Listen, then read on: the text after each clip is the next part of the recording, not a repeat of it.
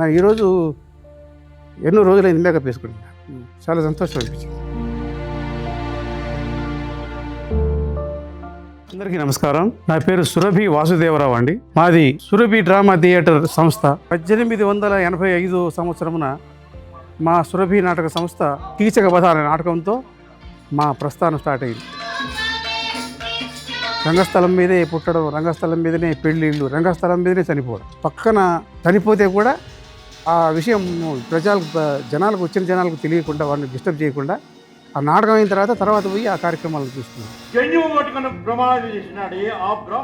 ఇలాగే కొనసాగుతున్న క్రమంలో ముఖానికి రంగు వేసుకొని సంవత్సరం అలా అయింది. డ్రామా లేనప్పుడు ఏం చేస్తున్నామంటే కొంతమంది ఆటోలు నడపడం, జొమాటో ఏదో ఉన్నది, దాంట్లో వర్క్ చేయడం. మా అబ్బాయిలు వాళ్ళు 1000 రూపాయలు వచ్చినాయంటే 2-3 రోజులు తింటాం, 500 వచ్చినాయంటే 2 రోజులు. అట్లా ఆరోగ్యరీత్యా మాకు హెల్ప్ చేస్తే ఎవరన్నా. తర్వాత మా ఉపాధి, ఇప్పుడు బతుకు ఈడుస్తున్నాం, ఇంకా ఈడుస్తాం కానీ ముగించాం, ఏదో ఆపం. మేము ఇప్పుడు 142 అయింది, అదే కంటిన్యూ చేస్తుంటాం. నాటకం ఆడాలి, నాటకం బతకాలి, నాటకం బతికితే మేము బతుకుతాం.